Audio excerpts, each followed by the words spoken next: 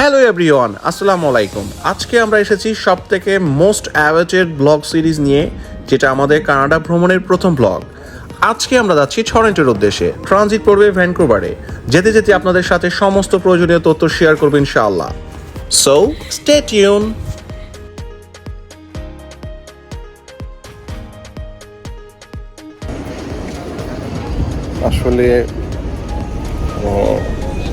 আসলে আমার কথা আসতেছে না। মেনলি আমি যে ব্লগটা বানাবো, আমি যে কথা বলবো, কিছু আসলে আসতেছে না। বহু ত্যাগ তিতিক্ষা যা বলা যায় সব কিছু পার হয়ে আজকে আলহামদুলিল্লাহ আমেরিকাতে। আর আজকে আমি এখন যাচ্ছি, আসলে আমার কি বলবো, কান্না আসতেছে, কিন্তু আমার হাসিও খুশিও আমি ধরে রাখতে পারতেছি না। একটা মিশ্র প্রতিক্রিয়া। এখন সংবাদটা হচ্ছে এরকম যে আমার এবং মোহনার দুজনেরই কানাডার ভিসা হয়ে গেছে। সো তার আমেরিকা এবং কানাডা দুই জায়গা থেকে ভিসা হয়ে গেছে। এখন আমি পাসপোর্ট আনতে যাচ্ছি। মোহনার সাথে থাকলে ভালো হতো, কিন্তু সে সাথে নাই, ওর ভার্সিটির কারণে অনেক ব্যস্ত। তো এত দূরে যে জার্নি, এই জার্নিটা আপনাদের সাথে আজকে শেয়ার করবো ইনশাআল্লাহ। সাথে থাকবেন। এখানে দুইজনের পাসপোর্ট আছে। আমি মোহনাটা খুলে দেখাই কিছুটা।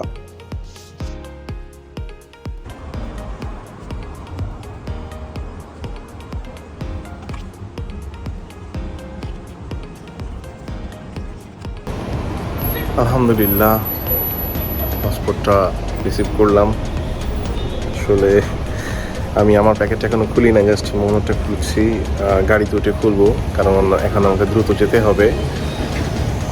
এই অনুভূতি বা এই সময়টা আসলে বলে বোঝাতে পারবো না। বললাম তো, আসলে আমার কথা আটকাই যাচ্ছে। আল্লাহর কাছে অশেষ শুকরিয়া যে আসলেই চায়নাতে মোহনা একটা পোস্ট করছিল ফেসবুকে। আমি চায়নাতে কিন্তু ম্যাপল লেক পাওয়া যায়, তো ওইটা দেখা ওকে আমি গিফট করছিলাম। একটা খুব সুন্দর একটা ম্যাপল লেক ছিল। তো ওই সময় মোহনা বলছিল যে একটা পোস্ট করছিল ফেসবুকে যে আমাকে স্বপ্ন দেখায়। আমি সেই স্বপ্নটা আজকে পূরণ করলাম আলহামদুলিল্লাহ। আমেরিকার স্বপ্নটা পূরণ হলো, কানাডার স্বপ্নটা পূরণ হলো। যাই হোক, এখন আমি রওনা হব ইনশাআল্লাহ। ভিডিওর বাকি অংশটা আমি বাসায় গিয়ে আপনাদের সাথে মোহনাকে নিয়ে শেয়ার করব। ভিসা পাওয়ার কয়েকদিনের মধ্যেই আমরা টিকিট বুক করে ব্যাকপ্যাক নিয়ে বের হয়ে গেলাম কানাডার উদ্দেশ্যে। এখন যাচ্ছি LAX এয়ারপোর্টে। সন্ধ্যা 7:55 ফ্লাইট।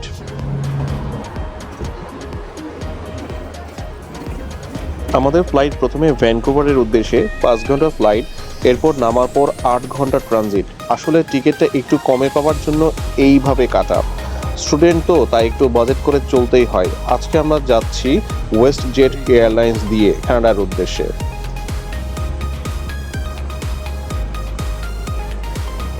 দুইজনই সারাদিন অনেক ব্যস্ত ছিলাম, মিটিং ছিল, সেটা শেষ করে অনেক তাড়াহুড়ো করে বের হয়েছি।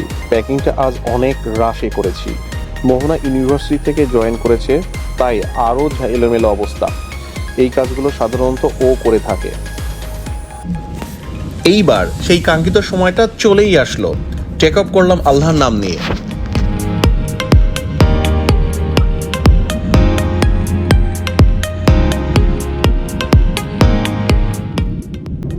প্লেনে উঠেই দুইজন সেই ঘুম দিলাম। ল্যান্ডিংয়ের কিছুক্ষণ আগে উঠলাম। ঠান্ডায় দুইজন কাঁপতেছি। এবার একটা একটা ভুল যা যা করেছি সব উপলব্ধি হতে থাকলো। সেগুলো আপনাদের সাথে শেয়ার করবো ইনশাআল্লাহ। আগে ইমিগ্রেশন পার করা যাক।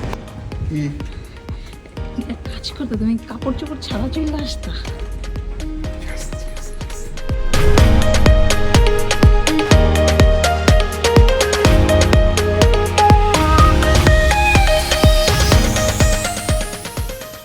এয়ারপোর্টটা অনেক সুন্দর, কিন্তু মানুষ নাই বললেই চলে। আর যা মানুষ দেখতেছি সবাই তো ইন্ডিয়ান। মনে হচ্ছে কানাডায় না, ইন্ডিয়াতে আছি।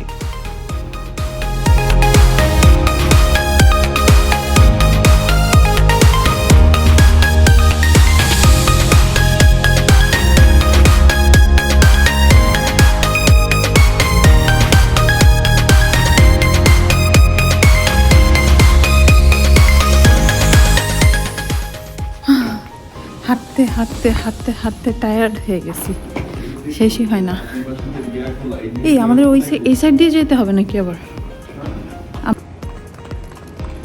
এখন কিছু রেজিস্ট্রেশন শেষ করলাম, কিন্তু রেজিস্টার করতে গিয়ে পড়লাম এক মহা বিপদে।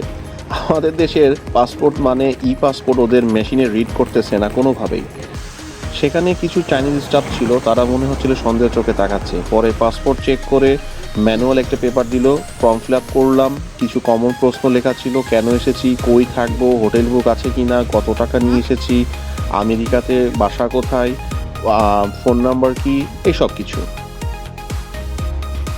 এসব ফিল আপ করে এবার হলো মজা। আমরা ইমিগ্রেশন অফিস খুঁজতে খুঁজতে একজন সিকিউরিটি অফিসারের বুথ পেলাম।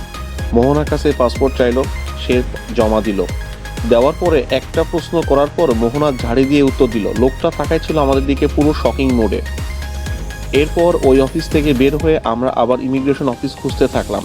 দেখলাম ইমিগ্রেশন অফিসে কোনো স্টাফ নাই। পরে আমি লাগেজ কালেকশনের ওইখানে একটা স্টাফকে জিজ্ঞাসা করলাম। সে বলল, আমরা সিকিউরিটি অফিসার যাকে বলছি সেটাই আমাদের ইমিগ্রেশন পয়েন্ট ছিল। ইমিগ্রেশন নাকি পার হয়ে গেছি আমরা। আমরা পুরোপুরি বলদ হয়ে গেলাম। মোহনা যেভাবে ঝাড়ি দিছে, আমাদের বেটা ঢুকতে দিত কেমনে এটাই চিন্তা করতেছিলাম। যাই হোক, ইমিগ্রেশন নিয়ে পরে আমি ডিটেলস ভিডিও দিব ইনশাআল্লাহ। এরপর দীর্ঘ 8 ঘন্টা পার হওয়ার পালা। এবার পড়লাম মহা মুশকিলে, কারণ টরেন্টো যাব, বাট ভ্যানকুভারে যে ট্রানজিট সময় কাটাতে হবে তা তো ভুলেই গেছি। তাই একমাত্র টরেন্টোর ওয়েদার চেক করে আমরা বাসা থেকে বের হয়েছিলাম। তাই এখন পুরো সময়টা আমাদের ঠান্ডার মধ্যে পার করতে হবে, কারণ আমরা দুজনার কেউই কোনো প্রকার ঠান্ডার কাপড় চোপড় আনি নাই। এর মধ্যে মোহনা তো আমার উপরে সেই পরিমাণে রেগে গেল, যেহেতু আমি প্যাকিং করে আনছি। তো আমার এই জিনিসগুলো মাথায় রাখা উচিত ছিল, কারণ ও ডিরেক্ট ইউনিভার্সিটি থেকে আমার সাথে যোগদান করেছে। আমাদের ভিতরে মোটামুটি একটা হটটক হয়ে গেল। তারপর তো দুজনের পুরোপুরি মন খারাপ, অনেক সময় কথাই বলি নাই। হালাল কিছু খাবারের দোকান খুঁজে খাওয়া দাওয়া শেষ করলাম, কিন্তু দুজনে অনেক পরিমাণে টায়ার্ড ছিলাম, ভিডিওতে দেখেই বুঝতেছেন। তাই আজকে ট্রাভেল এক্সপেরিয়েন্সের সবথেকে গুরুত্বপূর্ণ কিছু তথ্য হচ্ছে, কখনো প্যাকিং শর্ট টাইমে করবেন না। অনেক দিন আগে থেকে প্যাকিং শুরু করবেন, এবং যখন প্যাকিং করবেন যার যার নিজস্ব প্যাকিং নিজের করা উচিত, কারণ আপনার নিজের কি লাগবে সেটা আপনার ওয়াইফ বা আপনার সন্তান নাও জানতে পারে। তাই নিজেরটা নিজেই করুন। যেই গন্তব্যে যাবেন সেই গন্তব্যের ওয়েদারটা আগে থেকে চেক করবেন অনলাইনে, যে যেই তারিখে যাচ্ছেন ওই তারিখে আপনার যেখানে ট্রানজিট পড়বে এবং আপনি যেখানে যাবেন ডেস্টিনেশনের ওয়েদারটা চেক করে গেলে ওই অনুযায়ী কাপড় চোপড় রেডি করে নিতে পারবেন।